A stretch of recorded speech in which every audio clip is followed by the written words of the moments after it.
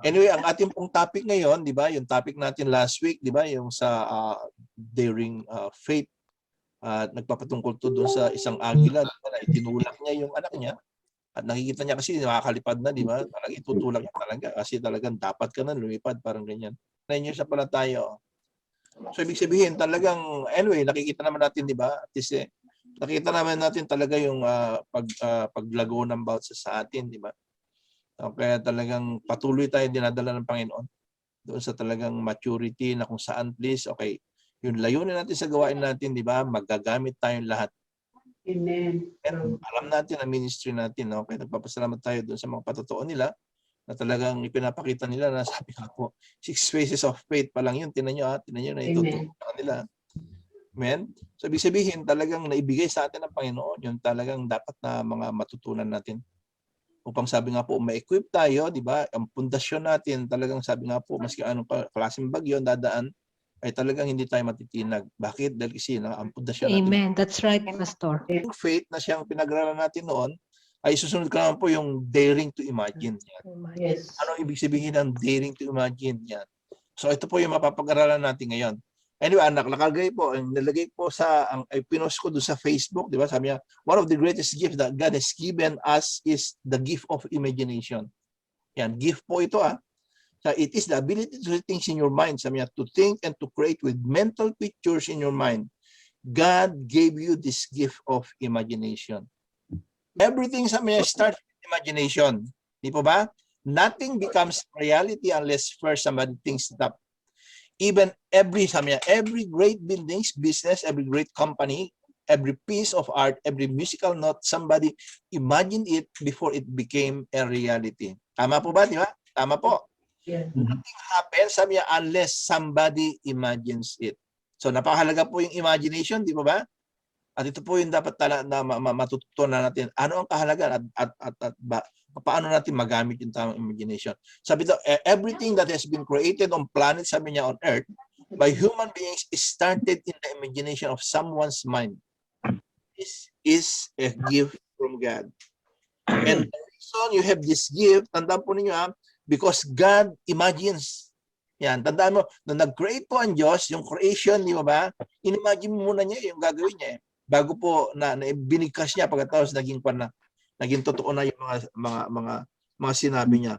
Sabi niya, the Bible tells us that God imagined the entire universe and it was created. He thought it up before it became reality. The Bible says that God has imagined all of history. And the Bible calls that God's foreknowledge. Yan. Foreknowledge po niya yan. You are most like your Creator God when you are being creative. Yan. Ulitin ko po kung nagiging creative pala tayo, ay namana natin ito doon sa ating yung pagiging creative natin. And God, sabi niya, gave you the ability to create with your imagination. When you use your imagination for good, tandaan po ninyo, kung ginagamit natin sa tama po yung imagination natin, alam nyo, sabi po dito, God smiles. Yan. Natutuwa po ang Diyos kapag ginagamit natin sa mabuti.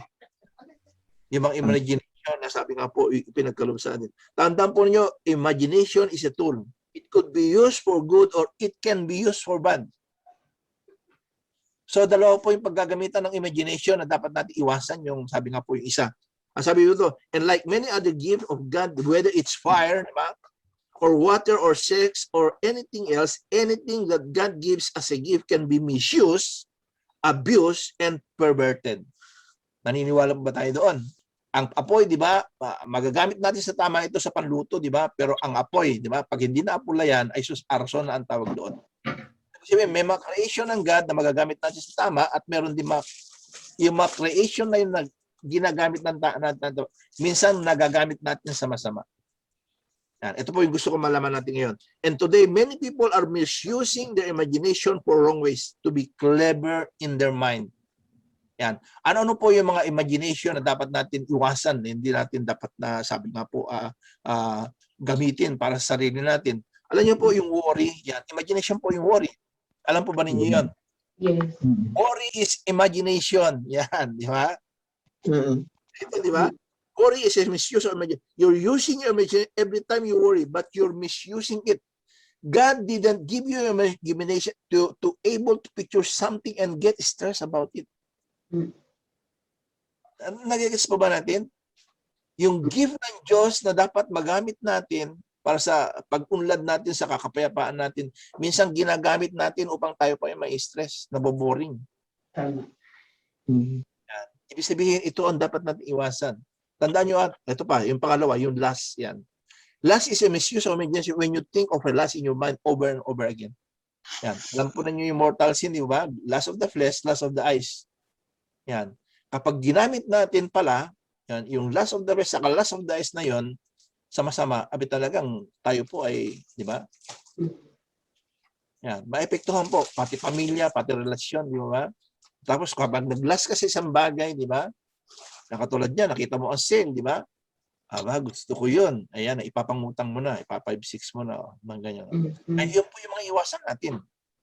Okay, matuto tayo na ang mga imagination na nasa atin, please, magagamit natin sa tama.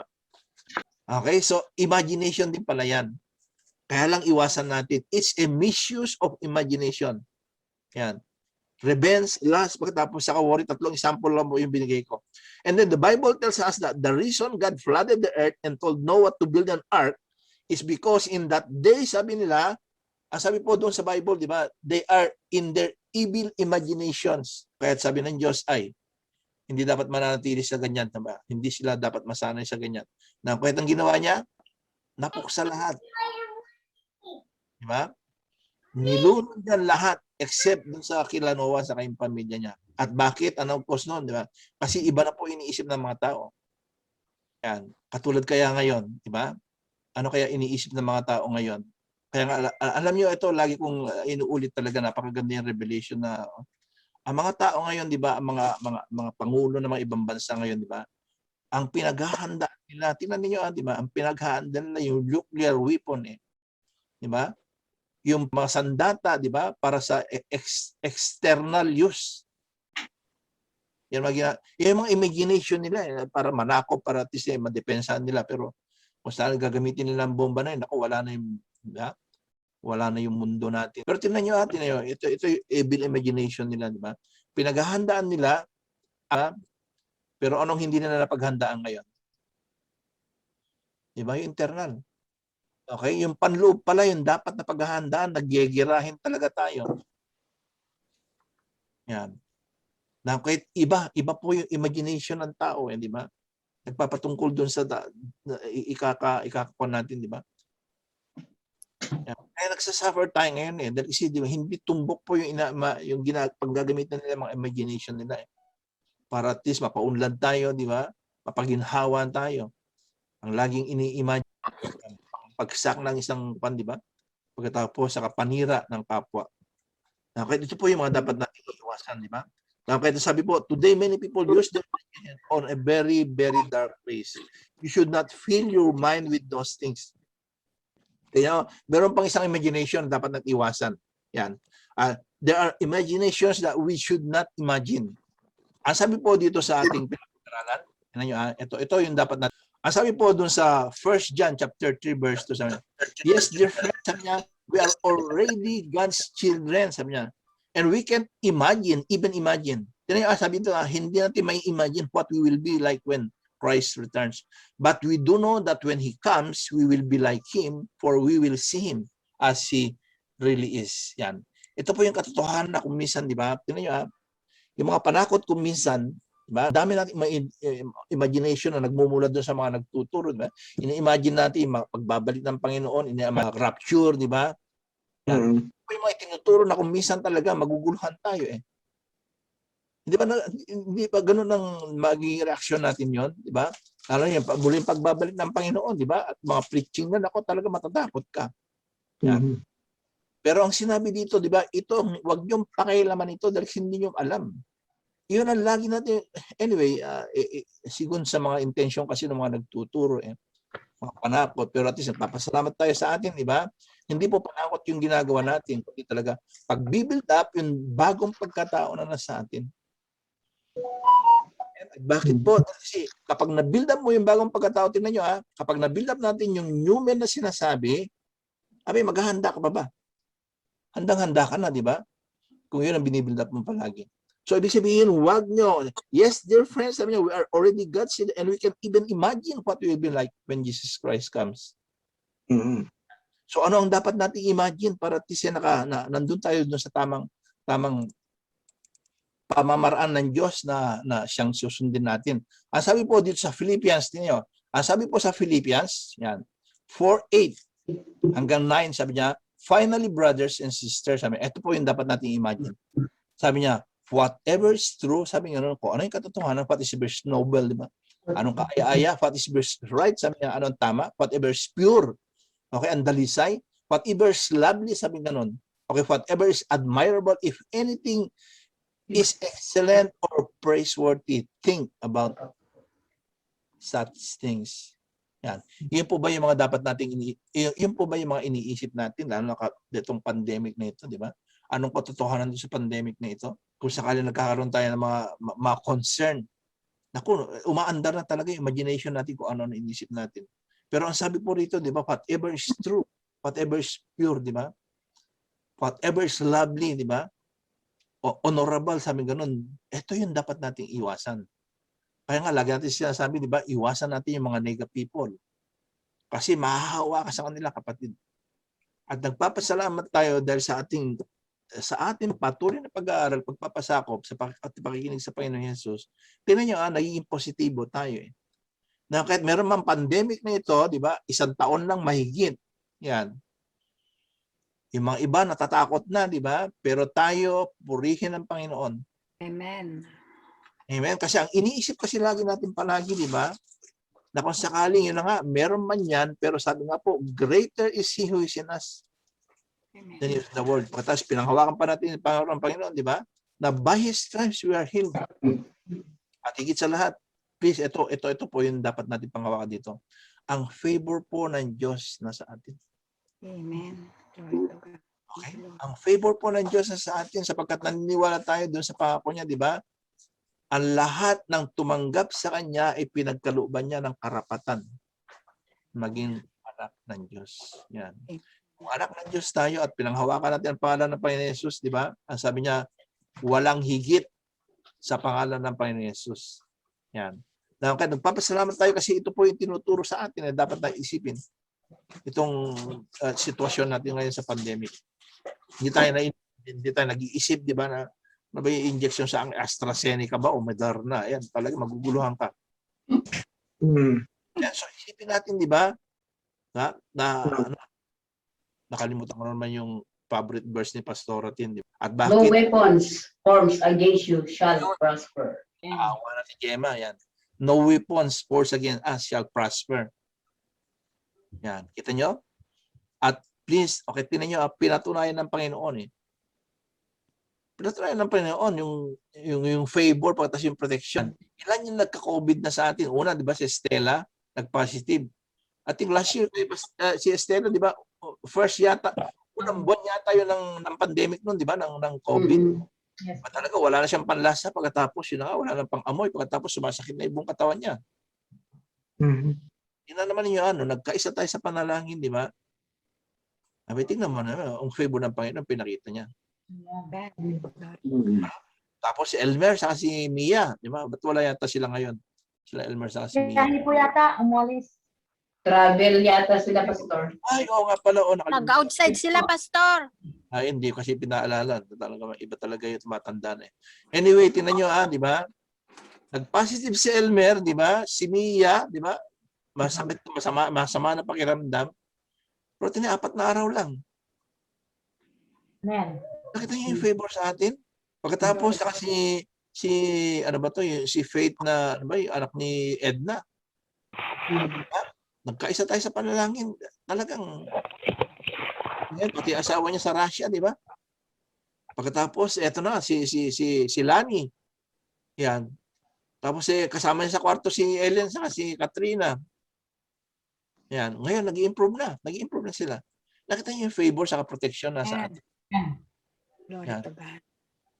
Meron tayong favor sa protection. Okay, ito yung pinangawakan. Kaya nga sabi nga, according to your faith, kapatid. Yan. Ano bang faith na meron ka para at least mapanghawakan mo yan? Yan. Yung pinapag-aralan natin sa Power of the Gospel ito, di ba? Kung wala kang alam na promises niya, kapatid, hindi mo maangkin yan. Amen. So, ibig sabihin, please, okay, yun ang dapat natin i-imagine. Ang favor ng Diyos, pinapatunayan naman niya eh.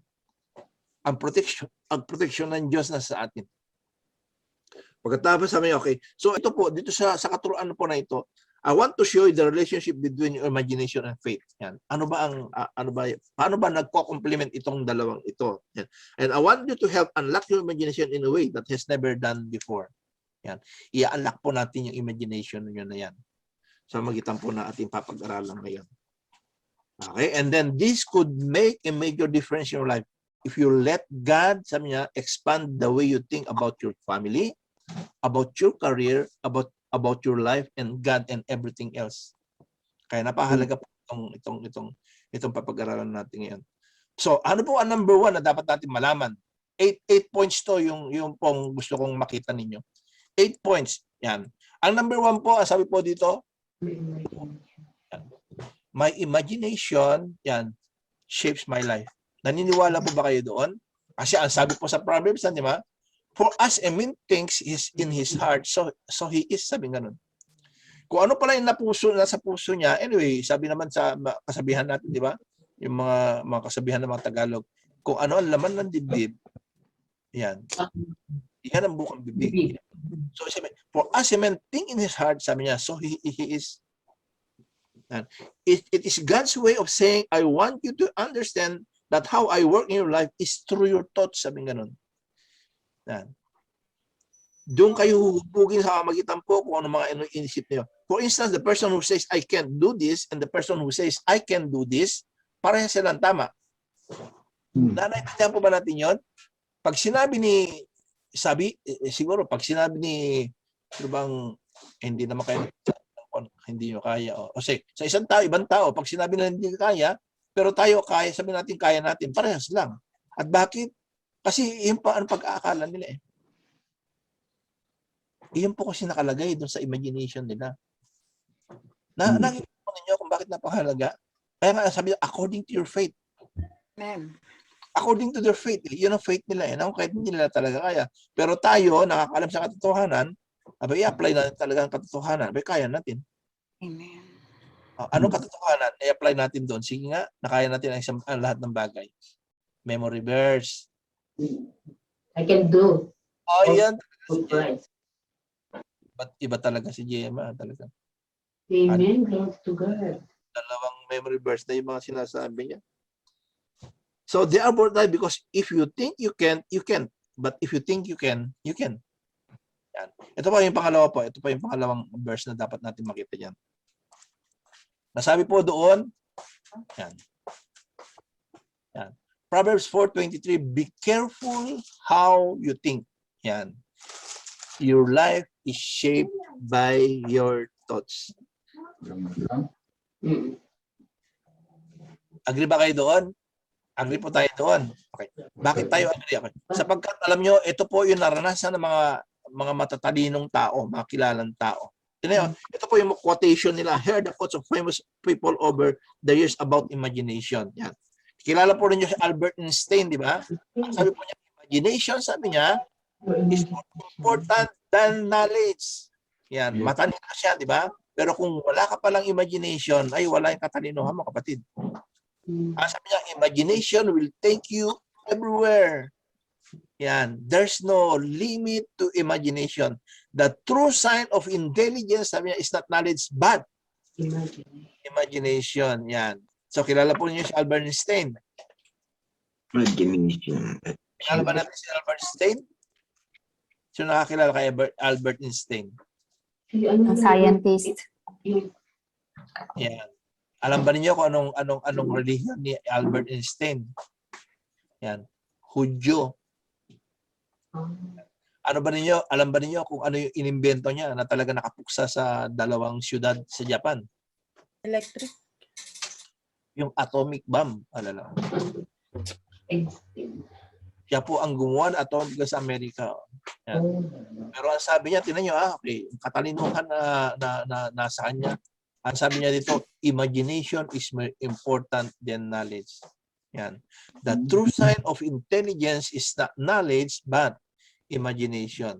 Yan. Tingnan si Napoleon Bonaparte, ang sabi niya, tingnan niyo, sabi niya. Si Walt Disney pala. Disneyland, sabi niya, will never be complete. It will continue to grow as long as there is imagination left in the world. Left in the world. Ayan, pinatunayan niya natin ba? Okay. Nag-start lang si Walt Disney, 'di ba, sa Disneyland, 'di ba? Ngayon tingnan niyo yung ina-acquire niya ngayon. Okay. Kinuha niya, nabili na rin niya yung Star Wars, nabili na rin niya itong Avengers na kan. Nakita niyo? Yan. At anong ginagamit nila? Kasi yung imagination na lang ginagamit nila eh. Okay, nag-progress, di ba? Pagkatapos naging exciting yung buhay kasi yun nga, ginagamit natin, imagination natin. Pagkatapos yung pinakalas, ito. Ang pinakalas po dito, marami ito, kaya lang tatlo lang po yung kinuha ko eh. Ito. Ang pinakalas po, si George Lucas. Yan. Kilala niyo si George Lucas, di ba? Siya nakapanood dito ng Star Wars. Sabi niya, yan. Napanood natin lahat yun, di ba? Star Wars. Star Wars? You can do it, sabi niya, if you don't imagine it. Hindi niya panood yung Star Wars. Allah. Para sa mga bata, pastor. Allah, sus talaga naman pala, parang hindi naman. Napanood po. Ang ganda ng mga ibig sabihin, di ba? Nagagawa lang pala ito sa mga. Anyway, ang Star Wars, ang trilogy ng Star Wars, binili na ng Walt Disney, di ba? Kaya ganun po yung kahalagahan kung bakit, di ba? Talagang yung imagination napaka-importante. Ito, gusto ko, pag nag-imagine tayo, pagkatapos yung imagination natin, nagpapatungkol sa atin, kapatid, ingat tayo doon. Sabi niya, so we won't be scattered here and there across the earth. God came down to look over the city and the tower those people had built. God took one look and said, sabi nga noon, sabi ng Diyos, one people, one language. Why this is only the first step. Yan. No telling what they'll come up with next. They'll stop at nothing.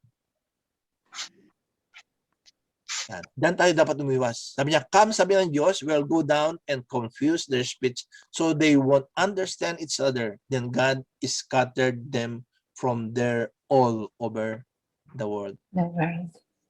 Kaya nakita natin ngayon, di ba? Iba-iba po yung lengguwahe kasi yun na, ginawa po kasi ng Diyos yan. Dahil kasi pag nagkakaisa pala tayo ng mga makaalaman pagkatapos sa pananalita, iba po ang magagawa natin. At sabi niya, para maging famous natin. Kaya nga po, dito po hinango yung leadership na quotation. Sabi po dito, cooperation. Nag-cooperate sila, di ba? Yung mga gumawa sa Tower Babel. Pagkatapos, communication. Nagkaisa sila, di ba? Kasi isang salita lang.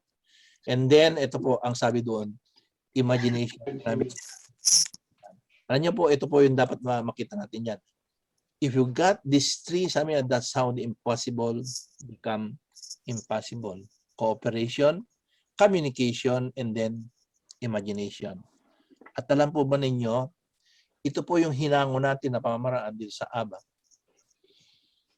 Pero ang imagination po, na siyang lagi natin sinasabi, nagpapatungkol po sa vision natin. Nagpapatungkol.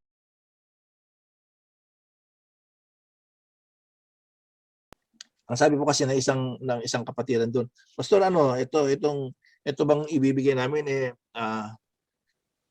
sabihin ko ibinigay niyo? Sabi ko ni-review ko, sabi ko hindi ako nagbigay diyan. Yan. Ang nagbigay diyan ay ang Aba ng Paris. Yan. Ganun po yung pananalita natin palagi. Hindi po tayo. Amen? Hindi tayo nagbibigay. Ang Diyos, ginagamit lang po tayo. Yan. Amen? So kung meron po tayong mga ginagawang ganyan, huwag natin itaas. Ayaw ng Diyos na itinataas mo sa sarili mo, kapatid. Yan ang iniiwasan natin dito.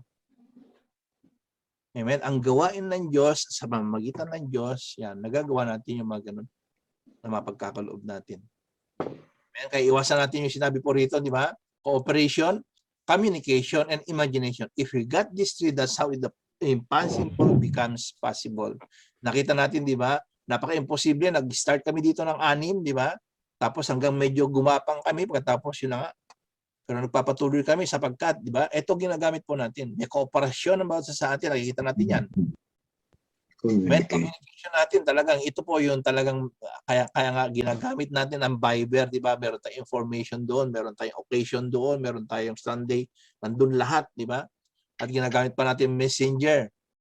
Yan. Communication. Napakaganda, di ba? Yung imagination, di ba? Nakatuon ang imagination ng bawat isa sa atin kapag nagbibigay tayo ng vision natin yearly.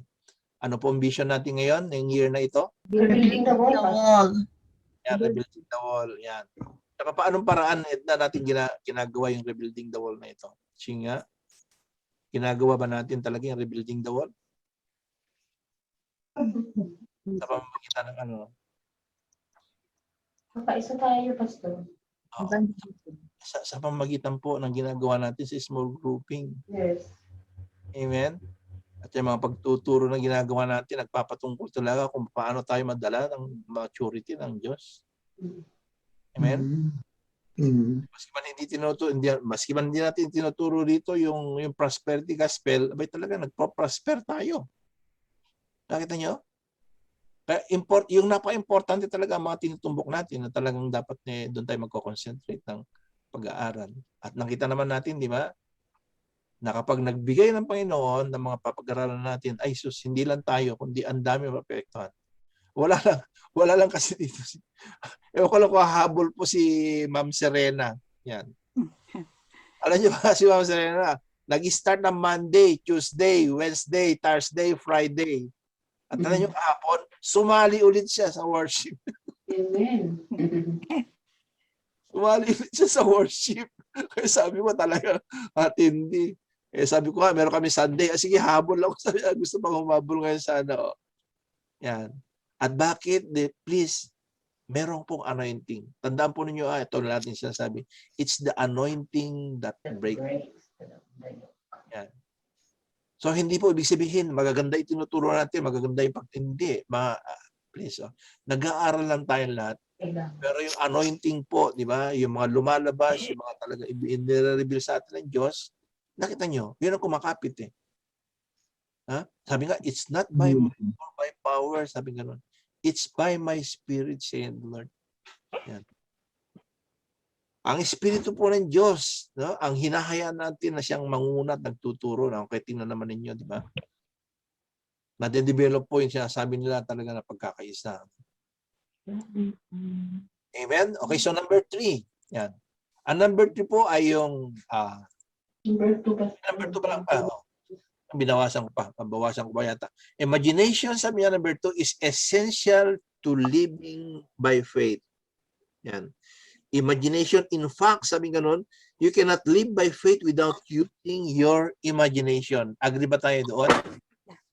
Agree ba tayo doon? Ba? Sabi nga, you cannot live by faith without using your imagination. Because since you can see God, you got to use imagination to practice your faith. Anong version? Singa? Sabi po rito, it is the confident assurance, sabi niya, that what we hope for is going to happen.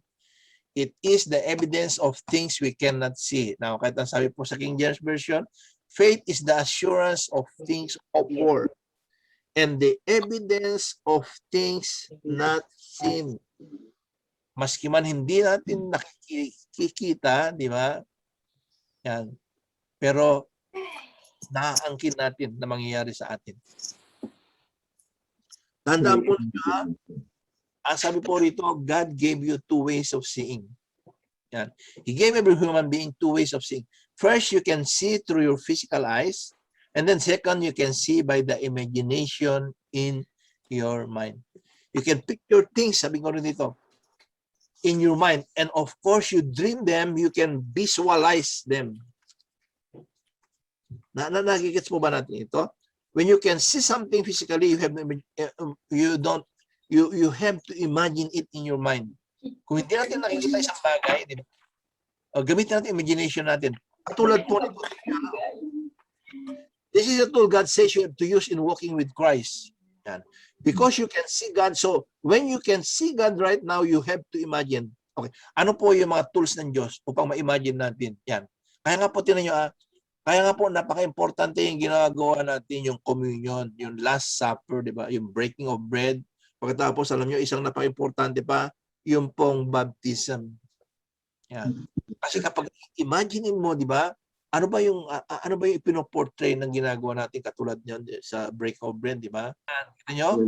Kapag gamitin natin yung imagination natin doon sa actual na pagbe-breaking of bread, yan, ipapaalala sa atin ng Panginoon, hindi yung ginawa niya para sa atin. Nakita niyo kung bakit napakahalaga yung imagination? Katulad ng baptism, di ba? Yung baptism of water, napakahalaga ito, di ba? Alam natin, di ba? Na kapag binaptize na tayo, ibig sabihin, di ba, kaparte na tayo sa pamilya. At ang pangalawa, di ba? Pagkaahon sa atin sa tubig, ano ibig sabihin noon? Yan. Nilinis na tayo. Kaya nga, ang sabi na, if any have been Christ is in the creation. Kaya lahat kayo tumanggap kay Kristo, di ba? May bagong pagkatao na po kayo eh. Kaya nga lang, yung bagong pagkatao na yan, kailangan i-develop ninyo para masasabi na talagang brand nyo na kayo. Yan. At anong gagamitin natin para at least yun nga, mapanghawakan natin at talagang kasi ginagamit natin imagination natin. Nakita niyo yung kahalagahan ng imagination na dapat na-develop sa bansa sa atin? Yan. So when you read the rest of Hebrews 11, all the heroes of faith, katulad ng Abraham, di ba? Ano sabi sa kanya ng Diyos? Di ba? Tingnan mo yung between. Di ba? Sabi niya, di ba? At sa magitan ng between na yan, sabi niya, ganyan ang magiging apo mo sa pananampalataya. Yan. Ginagawa ba ng Diyos sa atin yun? Yan. Yan. Kapag nakakita ka, di ba, ng house and lot na napakaganda, di ba? Ayun, nangungusap ba ang Diyos? Ganyan, napapatayo akong bahay sa'yo. Nangyayari ba sa atin yun? Di ba? Kaya napaka-importante po yung imagination natin. Napaka-importante. So sabi nga po rito, di ba? When is God, what is God doing when He tells Abraham to go count stars? Sabi niya, He is activating his imagination. And He's saying, I want you to visualize what I'm going to do in your life. Yan. At yan sa mamagitan po ng imagination. Na kahit ang sabi po dun sa 2 Corinthians 4:18, sabi niya, we set on our eyes not on what we see, but on what we cannot see. Yan. What we see will last only a short time, but what we cannot see will last forever.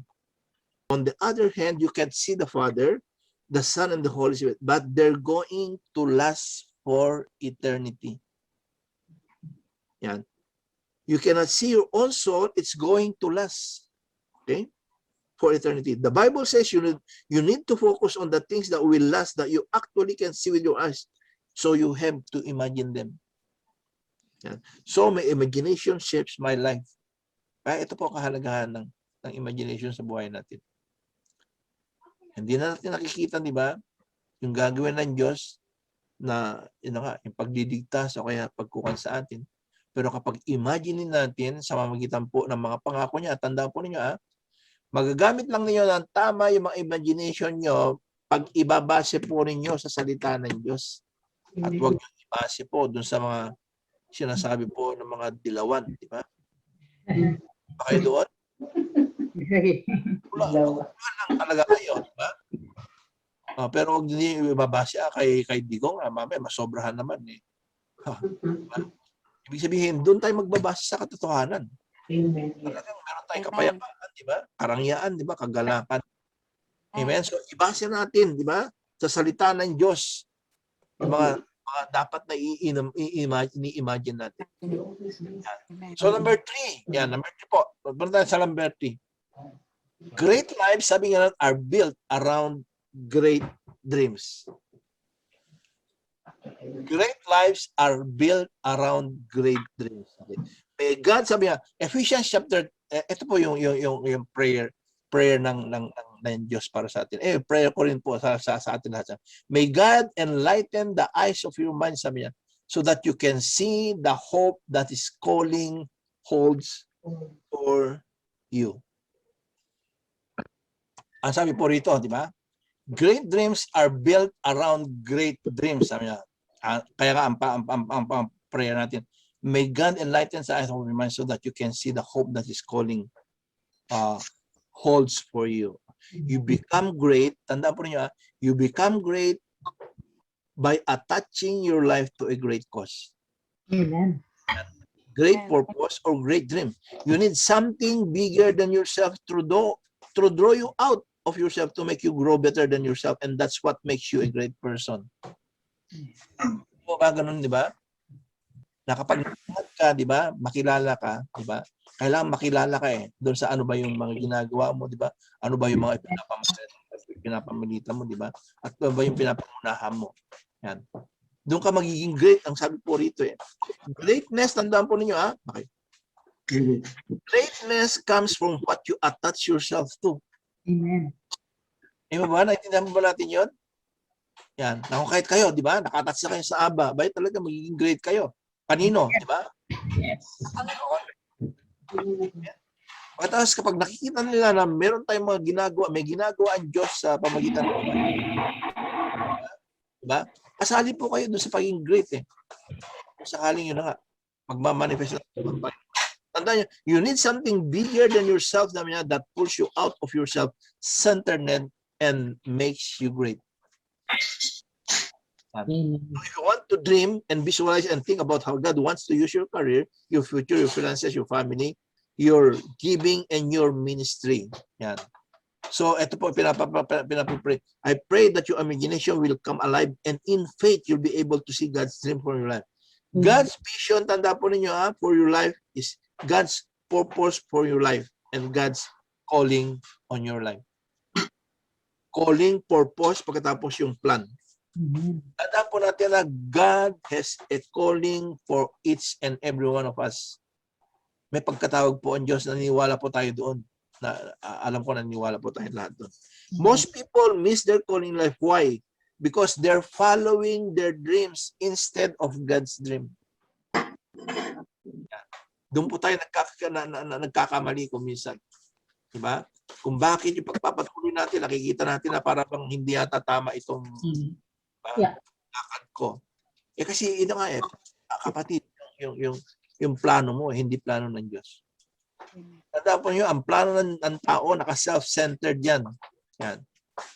Na kapag pinuna na yan, di ba, nagselos na yan, nainggit na yan, ay sus, nawala na yung plano niya.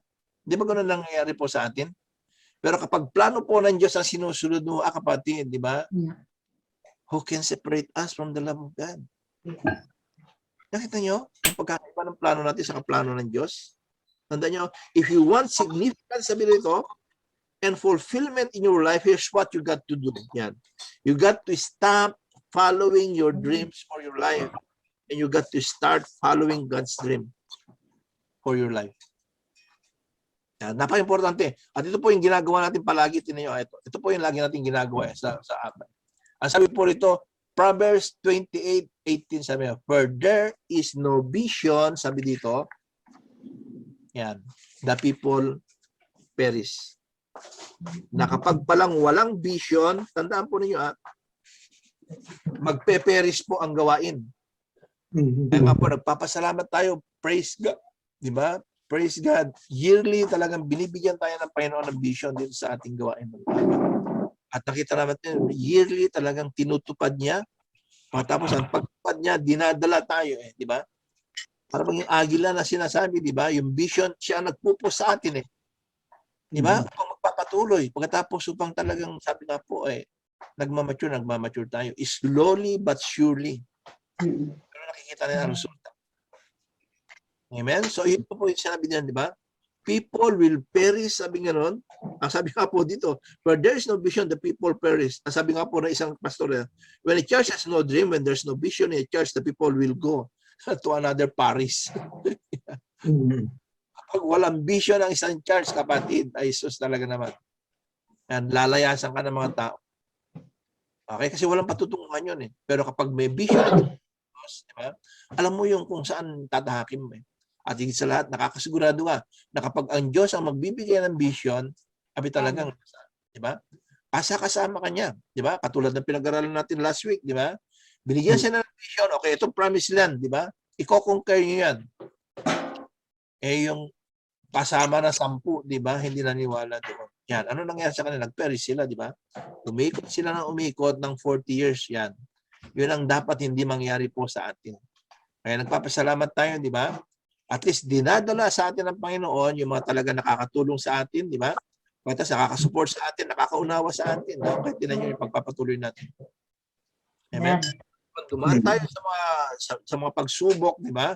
Nagpapasalamat tayo dahil nakita natin kung sino talaga ang mga tinawag ng Diyos sa buhay natin. Amen ba? At bakit? Kasi please, okay, alam natin na yung vision na binigay sa atin ng Panginoon. Kaya kung lagi kong inuulit, kapatid, di ba? Anyway, ako talaga, kinukulit ko talaga kayo. Yung vision, alalahanin ninyo. Kasi please, ito yung paglakad natin. Yan. Huwag tayo mapaparis na sinabi dito, di ba? If there is no vision in the church, sabi niya, the people will go to another Paris. Yan. Okay lang, Pastor. Number 4, sabi niya, God's dream for my life is bigger than my dream. Yan. Kung bakit napaka-importante, kapatid. Yan.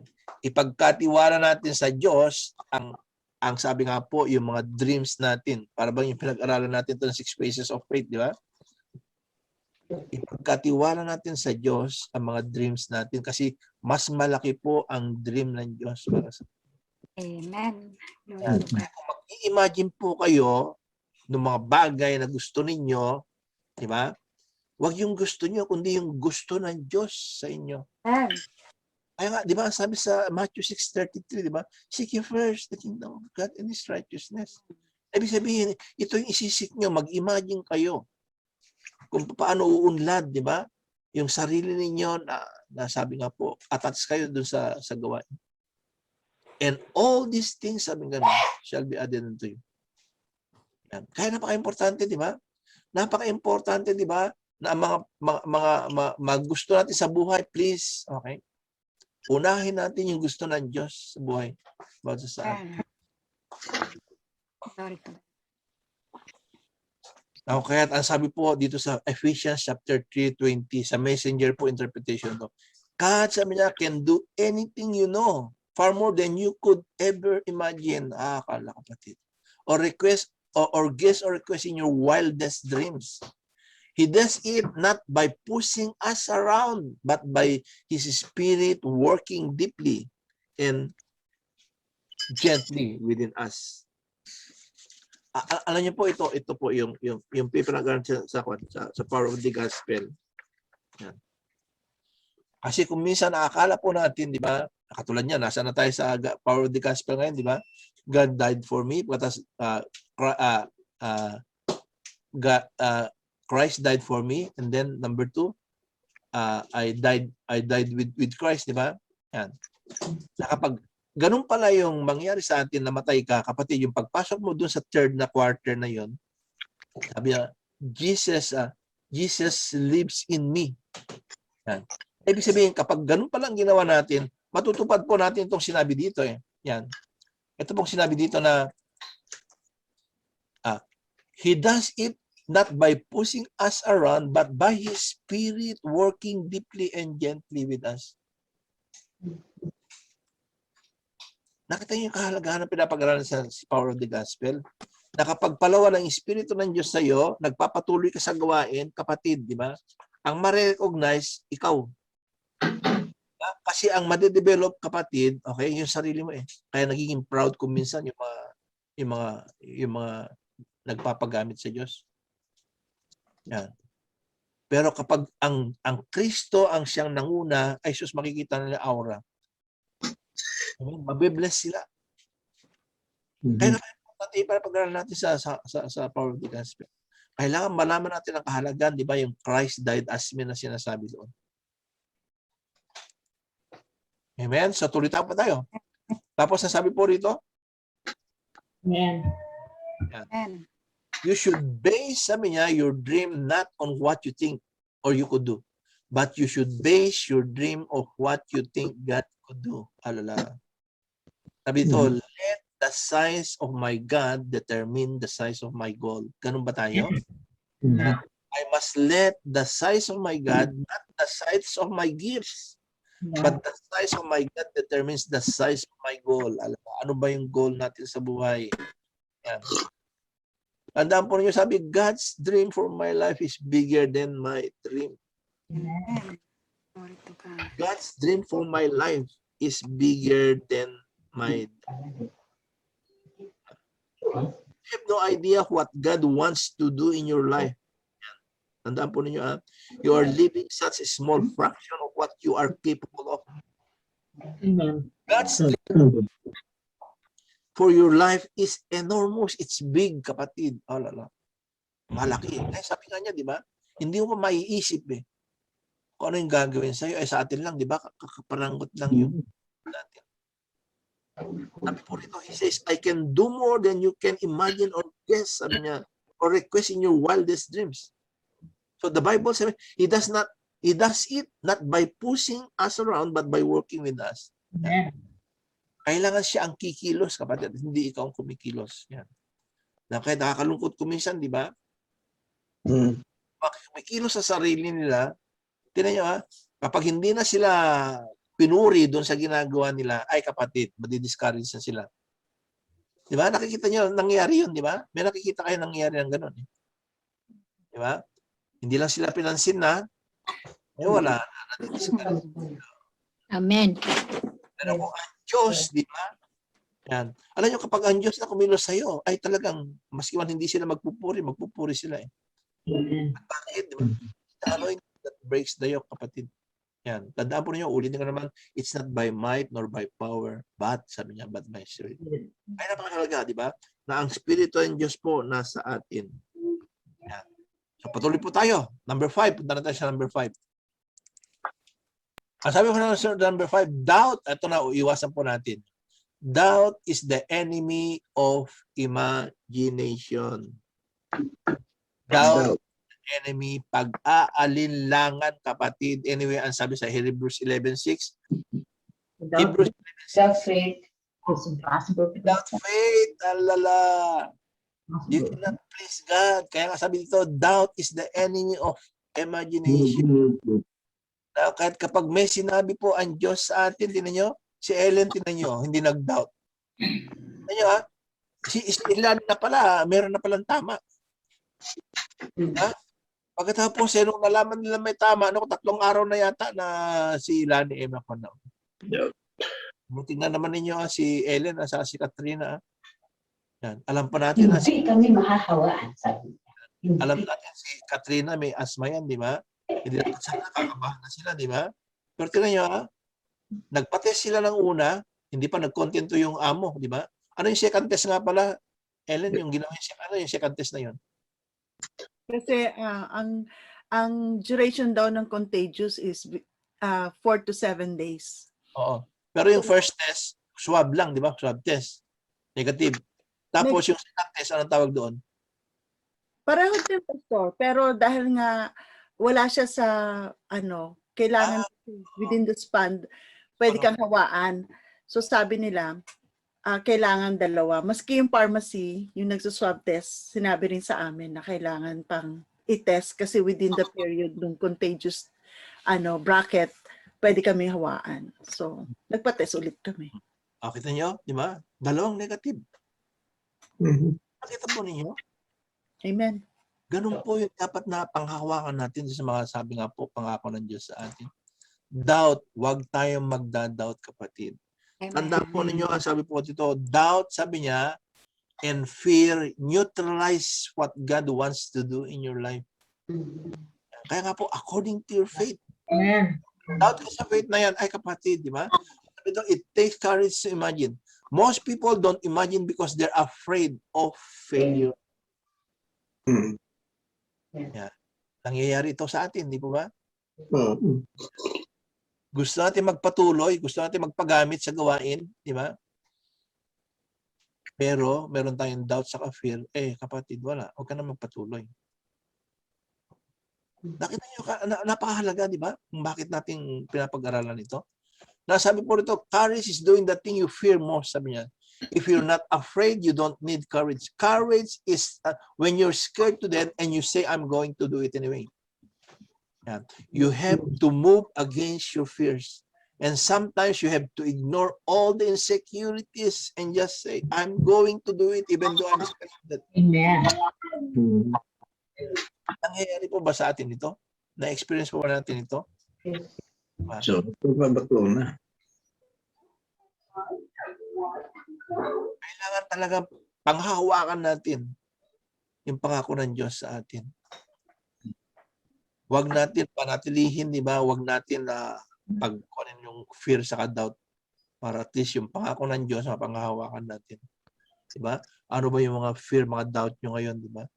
Sa mga gusto nangyari sa buhay ninyo. Please, kapatid. Okay? Alisin nyo yan, hindi sa Panginoon yan. Hindi po sa Panginoon yan. Yan. Sabi po doon sa James, tinan nyo yung sa James, tinan nyo, sabi po sa James, sabi niya, if you need wisdom, sabi niya, God, ask God, sabi niya, for it, because He is generous, sabi niya, and enjoys giving to everyone, but when you ask God, sabi niya, you must believe in faith and not doubt.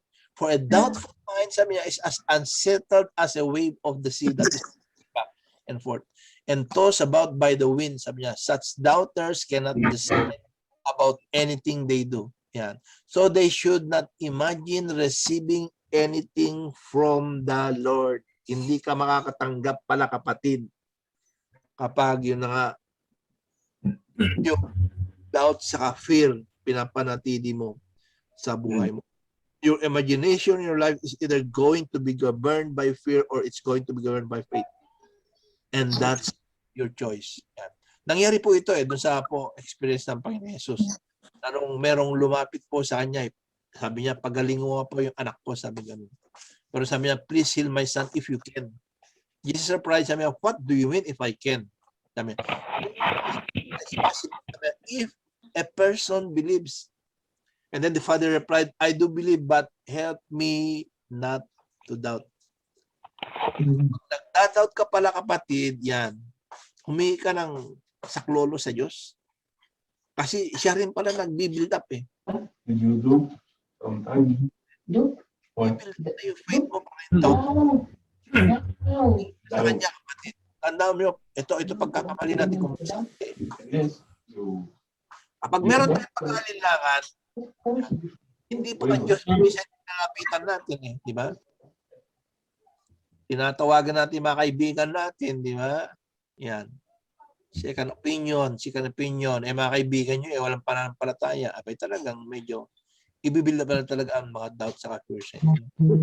Kaya impulse tayo, kapatid, sa ganun mga maraan. Tandaan po nyo, doubt, sabi rito, di ba?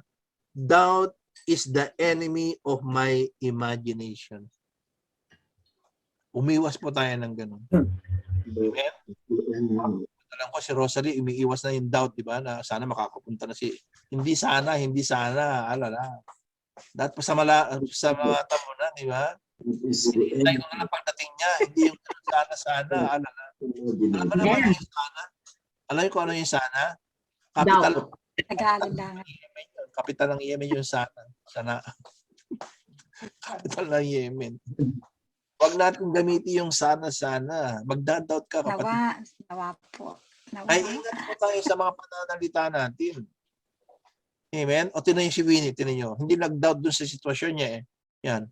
Winnie, ilang taong ka na ba na nagpapadialysis? That was 2017. 5 years? For 5 years na, tinan niyo. No, 4 years. Yan. 2021, 4. Nakita niyo pero tinan niyo si Winnie diyan pa rin Yan. At gumaganda pa rin natin Amen. Kasama ko si Lord. Yan. Kasi hindi siya nagdadoubt, hindi siya nag-fear eh. Di ba? Yung patotoo nga lang niya nun, di ba? Nasabing ganun, ako po, kalating milyon gagastahin. Ay, sobra pa yan. Ayan. Sumobra ba?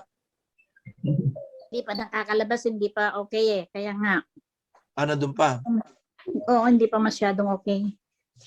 Baka naman yung pinapakita mo sa amin na malungkot ka baka doubt na yan Hindi kaya doubt yan. Hindi naman. Mas maganda yung open rebuke is better than hidden love, di ba? Hindi ba yan pinangahawakan ko? Sabi niya, pag sila'y tumawag, laging handa ako na pakinggan. kung may problema, sila'y aking sasamahan. Oh. Pinangahawakan ko. Ayun, okay. Maganda nga, may pinanghawakan ka, di ba? Pero yung pinanghawakan sa kaya nakikita dun sa aura, hindi parehas yun. Di ba? Agree ba kayo doon, mga kapatid? Agree. Kasi kanina masakit ang tiyan ko kasi. Okay. Oh, masakit pala ang tiyan. Oh. Kaya pala. Oh. Eh, bakit nung Biyernes? O, Biyernes din, ganyan ka rin. Para kang... Oh. Busog. Hindi kasi. Nasobra ng Kasi buso. nung Friday, itetest pa yung ulo. Okay. Oh, Kasi hindi laging sumasakit. Kaya nga, hindi dapat makikita dun sa pan mo, sa itsura mo, di ba? O, di ba? Amen. O, yan, nakatawa na siya. O, okay na yung aura niya ngayon. Dapat lang pala mapagsasabihan siya ng Hindi na kasi pumunta dito si Pastora Sila yung mga bata Oo nga. Oo nga, masaya ka. Masaya ka nga noon nung nandiyan si Pastora, di ba? Nawala na si Pastora, wala na. Alam mo, sa totoo lang, okay. Kapag hindi ka pa sinabihan mag-lipstick kanina, hindi ka magli-lipstick. Lipstick is life. Life ko yun hindi pwedeng hindi ako mag-lipstick pag wala, kahit hindi ako magpolvo. Sinabihan ka lang kanina, pinagsuklay ka pa, nagsuklay ka. Ayan, tinamutsura mo ngayon. May aura ka na. Okay, so tuloy tayo. Naku, mapunta na naman tayo. Tatawa yan. Napakaganda. God's Spirit and God's Word fuel my imagination. Yan. Ang sabi po rito, I will ask the Father, sabi nga nun, and He will give you a comforter, sabi nga nun, di ba?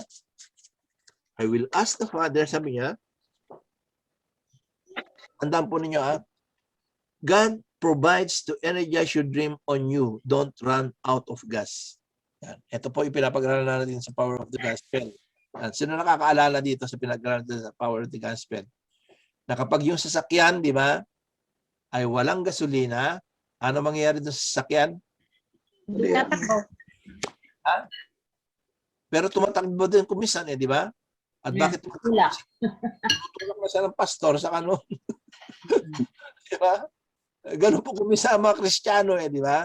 Kapag wala silang gasolina, tinan yung mga Kristiyano, yan. Naku, ang dami tumatawag sa kanya. O kapatid, mag-start na tayo. Di ba? Hindi ba ganun kumisa? Hindi lang pala inuubusan ng gasolina, doon malakad, di ba? Itinutulak. Yung pastor na tumatawag, tapos mga kapatid na tumatawag. Marami mga Kristiyanong ganyan. Pero ang punto ng Diyos, di ba, kailangan full tank ka palagi. At yun, paano ba tayo mag-full tank? Di ba? Ito na po pinapag-aralan natin. Tandaan po ninyo, sabi ito, God's Spirit, sabi niya, and God's Word fuel my imagination.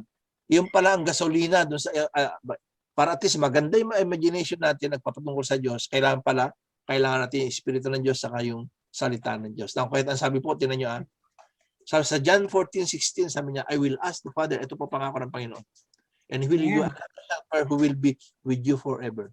Yan. Yeah. That helper is the Spirit of truth. You know Him because He lives with you and will in you. Nakita po ninyo yung mga pangako ng Diyos? Nakita po ninyo, nakita niyo kung anong ginagawa ng Diyos sa buhay natin. Siya lagi nagsusupply sa atin ng mga pangangailangan. Kaya nga sabi po Philippians 4:19, diba? And my God shall supply all your needs. Ito po yung amazing grace ng Diyos sa atin. Kung wala siya, di ba? Kaya nga sabi natin, kung wala ang Diyos sa buhay natin, kapatid, wala tayo. Siya ang dapat nating asahan, sabi ganun, okay? I will ask the Father and He will give you another helper who will be for you. Well, that's where the power comes from. Tandaan po ninyo. And it's not to build yourself up with a positive mental attitude. Ang sabi dito, this is the Holy Spirit working in you, giving you the power and you that you don't have. Kaya nga po, ito po yung paliwanag, ito po yung panalangin ni David.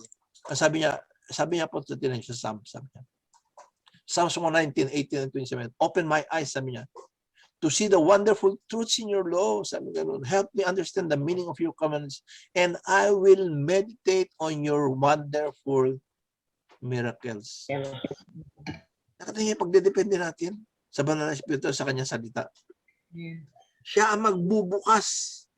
Now, kahit sa paanong paraan to, a daily quiet time with the Holy Spirit and you in the Bible Get alone and you listen to God and you talk to God and you pray and you think and you consider.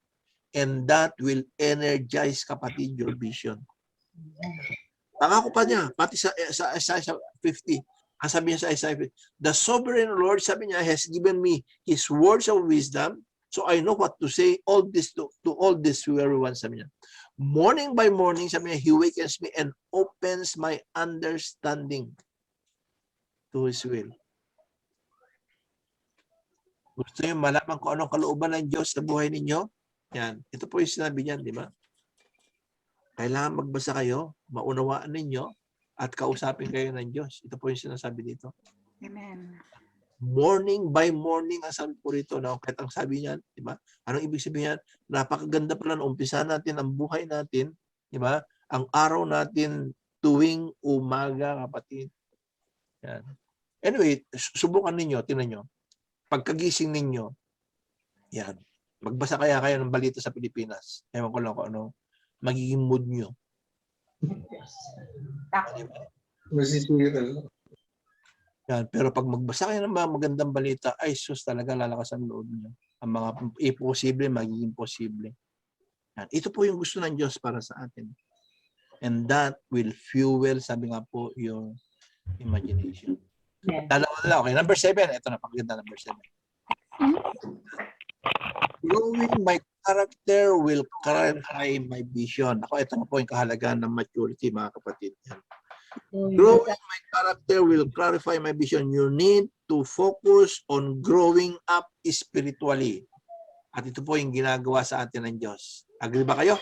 Amen. Amen. So, sabi nga po, you need to focus on growing up spiritually because the more mature you become, tandaan po ninyo the more mature you become, the clearer the vision will be. Yan. Ulitin ko. The more mature you will become, yan, the more clearer the vision will be. As you add character qualities in your life, you're going to be able to see things more and more clearly. Yan. Ano, ito po yung isang patutuo ko na shortcut ko na lang. Kasi alam niyo yung pagpapatuloy ko po ng pagbabasa ng salita ng Diyos. Kasi ang pagbabasa ko po sa salita ng Diyos, talagang araw-araw yan talaga ginawa ko, di ba? Isang pan doon sa Old Testament, pagkatapos punta ako sa Middle, Psalms sa Proverbs, pagkatapos sa New Testament. Yan. Tatlo yung binabasa ko na para bang halos araw-araw, continuous yan. Yan. Alam niyo yung pagbabasa ko, nakita ko talaga kung ano yung pamamaraan ng Diyos, kung ano yung kalooban ng Diyos, kung ano yung kasamaan ng tao, parang ganyan. Nakita, doon magbabalik, alam niyo, doon mo ibabalanse ngayon yung pananaw mo saka yung pagkapwa mo doon, lalo sa ministry. Ipapaunawa sa iyo lahat ng Diyos, lahat ng bagay. Para bang yung nanood ka ng isang pelikula na alam mo na yung mangyayari, parang ganyan. Kaya nga ito po yung lagi kong sinasabi sa inyo Magbasa kayo na, alam niyo kung mababasa niyo, di ba? Kung na-gets ninyo kung ano yung connection ng Old Testament pagkatapos sa New Testament pagkatapos sa buhay niyo, kapatid, hindi na kayo mag-aalala Kasi alam na tandaan po niyo pagkatawag sa mga Israelita at yung pagkuhan ng Diyos sa kanila, halos ganun ang ginagawa sa atin. Kaya hindi tayo magtataka kung ano yung mangyayari. At nakahanda tayo. Yan. Yan ang isa ito doon sa mga pinatutuo ko na may magkaibigan na ganyan, yung kaibigan niya na isa, napanood na pala niya yung laban ng basketball. Tapos nung niyaya siya ngayon doon sa manood, ano kaya magiging feeling ng kaibigan na nakapanood na? Ba? Alam na niya ang resulta Yan. Ganun po sana tayo Yan. Yung mga pagdadaanan natin, alam niyo pinagdaanan na po ito ng mga Israelita na halos ganun din ang pagdadaanan natin. Ngayon kung alam natin kung anong ginawa ng mga Israelita, anong ginawa ng Diyos, kapatid. Di ba? Hindi na tayo mag-aalala. Ito ang kahalagahan. Ito ang kahalagahan. So kailangan talaga magpatuloy tayo. Diba? At kapag nagpapatuloy tayo, kapatid, alala. Makikita nyo yung maturity.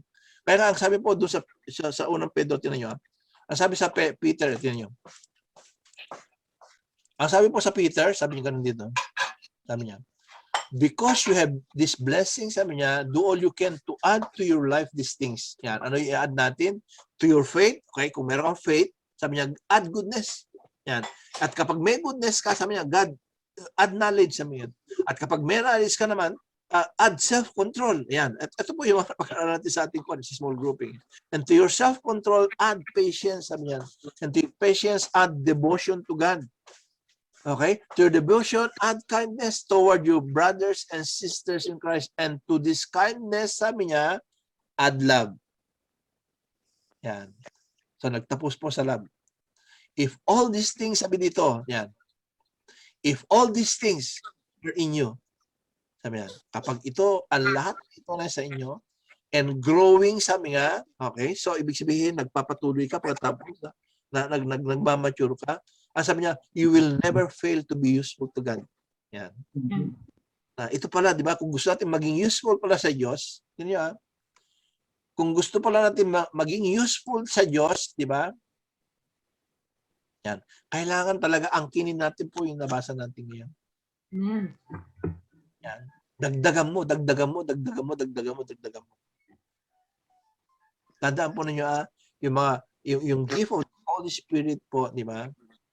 Yan. Kung paano natin binibuild up, ganoon din ang pag-build up natin sa lahat, di ba?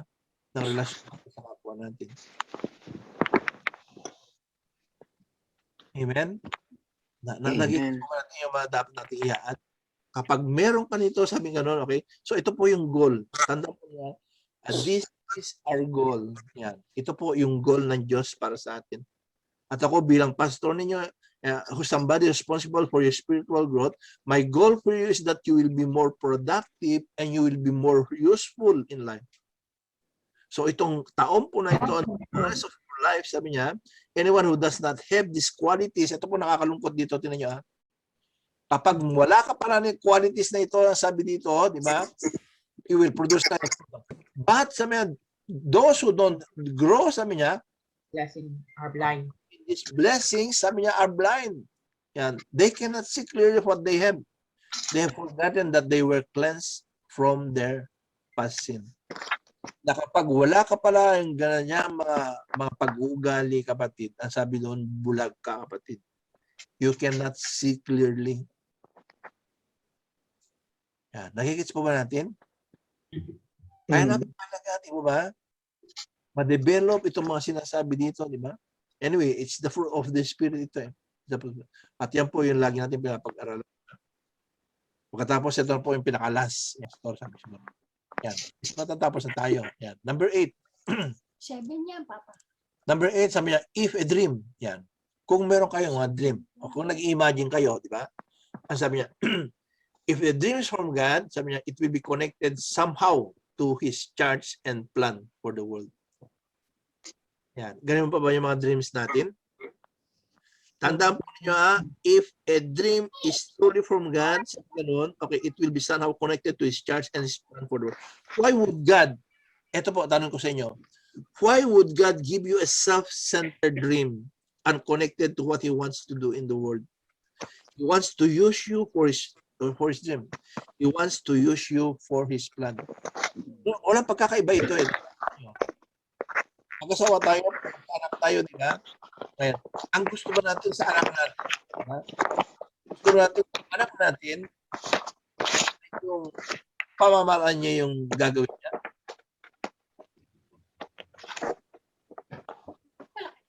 Pag malaki na siya daw. Ang gusto natin, di ba, ang gagawin niya ay talaga yung para sa pamilya, di ba? At para sa kabutihan niya, para makita yung responsable siya. Ibig sabihin, dapat i-attach natin yung mga ginagawa natin, mga dream na para sa i-attach po natin ito doon sa kung tayo iniligay ng Diyos. At kung saan talaga yung gusto ng Diyos na mangyayari sa atin. Tinanong ko ito nung ating last Friday ko yata tinanong ito, di ba? Di ba? Kay Joan ko yata tinanong ito, di ba? Ano ba yung kalooban ng Diyos sa atin? Ang sabi nila, di ba? Ay, para maging si Kristo tayo, di ba? Tama rin naman, di ba? Yun ang isang plano ng Diyos sa atin. Pero kaya tayo ginawa na para si Kristo, di ba? Ay para at least magampanan natin kung ano yung sinabi ni Kristo. Diba? At saan natin makikita? Diba? Tingnan po ninyo, okay? And what is God's big overarching plan? God, tandaan po nyo, God is building a family and He's collecting family members from every nation, every type, every language, every people group. When everybody's in the family, He knows what you are going to be in the family. It's over. We're going into phase to which is eternity. And that's the plan of God. Before God, di ba? Nung umalis po si Kristo, di ba? Nung nag-ascension na po siya, tinawag po niya yung mga disipulo niya. Yan. Ito na po yung pakita natin. Nung pong umakyat siya, tinawag niya mga disipulo niya, ito po yung sinabi niya na dapat gawin ng bawat isa. Ang tawag po doon, the Great Commission. Yan. Ito po ang kalooban ni Kristo para sa bawat isa sa atin. Na kahit ang sabi po niya dito, then Jesus came to them and said, all authority in heaven and on earth has been given to me. Yan. Ibinigay lahat sa kanya sapagkat sabi nga po sa Ephesians, di ba? Lahat ng pangalan luluhod sa kanya. Tapos siya din, please, siya din po ang nangako sa atin, di ba? Greater works. Mas higit ang gagawin nyo kaysa sa nagawa niya, kapatid. Yan. Kung ito po yung ginagawa natin. At ano po yung gagawin natin na dapat na gagawin natin. Ang sabi niya, go ye therefore and make disciples in all nations. Yan. Ito po yung pinapagawa sa atin ng Diyos. Eh. Then Jesus came to them and said, all authority in heaven and earth has been given to me. Therefore, go and make disciples of all nations, baptizing them in the name of the Father and the Son and the Holy Spirit, and teaching them to obey everything I have commanded you. And surely I am with you always to the very end of the age. Ito po yung pangako niya na talagang tayo po ay nakakasigurado. Yung protection niya, yung protection, provision, pagkatapos sa anointing niya mapapasaan. Yan. Hindi po tayo mahirapan sapagkat sabi nga, all out there, ibinigay na po sa atin. At ang kapangyarihan po na yun, di ba, ay ipinasa po sa atin. Alam po ba niyo? Di ba? Kaya nga ang panalangin, di ba? Kapag nag-agree kayo dito, mag-agree siya. Kaya nakikita natin yung ginagawa natin, diba? Sa ating prayer meeting. Tapos yun, sa ang daming mga kasagutan ng Diyos sa atin. At bakit po nangyayari yun? Sapagkat ginagawa po natin yung kalooban niya. Nagigits po natin? Naintindihan mo natin na align po tayo doon sa gustong gawin ng Diyos. Doon sa gawain ng gawain natin. Amen? And if God is going to have a dream for your life, sabi niya, a specific dream, it is somehow going to play a role and to be connected to the growth of His church. The growth of His kingdom and the building of His family. Until one day, it's completed and we're all going to, because that's what it's all about. Because His story is His story. Yan. Kaya po tayo nandito lahat. Kasi ito po yung kalooban ng Diyos sa atin, di ba? Babalik tayo sa Kanya sapagkat ito yung gusto niya, makasama niya tayo. At hindi lang tayo, please, okay? Gusto niya isama lahat. Paano yung magagawa yan? Yan. Kasi tayo po ang gagamitin. Ito po yun, dito po tayo magtatapos. Ang sabi po dito, yan. Why do we have, sabi ko, bakit meron tayong mga problema, no? Why do we have all these problems in the world? Yan. Bakit nagkakaroon, ba? Bakit ang mga problema nakikita sa mundo kinalagyan natin, diba? Poverty, diseases, illiteracy, corruption. Things like this in the world, these big problems. I'll tell you why. No? It's because God is waiting for His children. That's you and me, diba? To imagine the solutions. And God is waiting for His children to imagine solutions to the problems in the world. You can be better. You were made for more than you're living right now. Tandaan po ninyo, please, okay, nung tinubos tayo ni Kristo, natubos po tayo eh. Pero alam niyo kung hindi, ano yung hindi natubos? Hindi po tinubos yung kinalagyan natin ng mundo. Kaya di ba? Kapag tinubos niya ito, perfect na sana yan eh. Wala na siya tsunami. Diba? Wala na sa mga Wuhan virus na yan. Diba? Pero ang tinubos lang tayo. Yan. Nagigis ba ninyo kung bakit tayo lang tinubos? Yan. Bakit? Alam niyo ba kung bakit tayo lang tinubos? Sapagkat, alam niyo, ang solusyon ng mga problema na nandito ngayon ay nasa atin. Yan. Paano ko papatunayan yan? Tingnan niyo, di ba? Ang solusyon nasa atin, ang katalinuhan ibinigay sa atin, pero anong ginagawa ng mga tao ngayon? Saan nila ginagamit, di ba? Imbes na pagpapagaling, imbes na pagpapaginhawa ang ginagawa nila, di ba? Yung pagpuksan, di ba? Yung gamit pandigma, di ba? Mga baril, tapos mga bomba, alala. Nakita niyo? Pagkatapos, ito pa ngayon, itong internet na ito, na talagang alam ko, pinakalob sa atin ng Diyos ito para kasi lahat maabot niya, di ba? Ito po kasi pangako niya, na kapag ito, mapakinggan ng lahat, di ba? Pero tingnan niyo, ang mga tao, di ba, saan nila ginagamit kung minsan itong mga internet na ito, di ba? Okay? So, ibig sabihin, di ba, tinuturo lang sa atin, di ba? Na tayo, please, nasa atin ang solusyon. Nag-iisip ba tayo? Kaya nga, ang sabi po dito, tingnan niyo, ano ang solusyon sa problema ito, di ba? Ang sabi dito, to imagine solutions. God is waiting for children to imagine solutions to the problem in the world. You can be better, sabi niya. You were made for more than you're living right now. Naku, ito po ang tanong, di ba? Ito ba ang tanong dapat, what if? What if ang mga problemang ito, di ba, ay ipinagkaloob niya, ay dahil kasi alam niya merong solusyon, di ba? Kaya nga lang, asan yung solusyon na yan? Kaya sabi po rito, okay. Ito ang tanong ngayon, di ba? Ang solusyon na yan, tinatanong ba natin sa sarili natin, what? Why not me? Yan. Bakit hindi ako? Kaya ito po gusto niya, natin. Amen? Gamitin po natin, imagine ito. Para solusyon na siya pinapakita sa atin.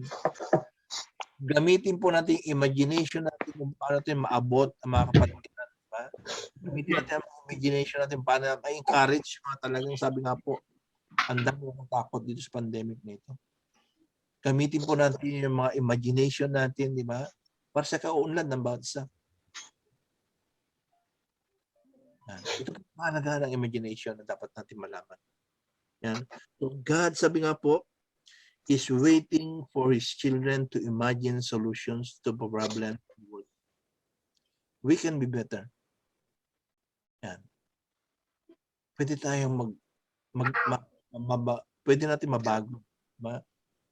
Yung mga nandito ngayon na talaga nakikita natin na hindi magaganda. Kaya lang, sabi nga po, ginagamit ba natin yung mga energy natin para solusyon ng mga bagay.